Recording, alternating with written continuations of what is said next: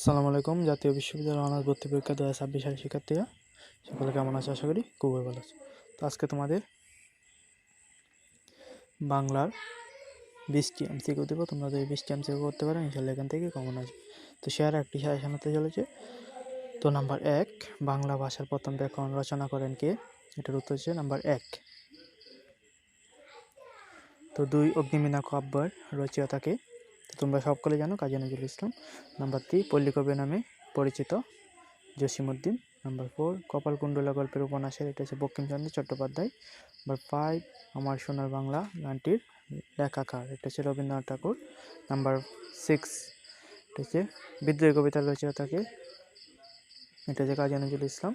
7, সোনার তরী কাব্যগ্রন্থের রচয়িতাকে রবীন্দ্রনাথ ঠাকুর। 8, পদ্মা নদীর মাঝি উপন্যাসের লেখক মানিক বন্দ্যোপাধ্যায়। 9, গীতাঞ্জলি কাব্যের জন্য নোবেল পুরস্কার পান রবীন্দ্রনাথ ঠাকুর।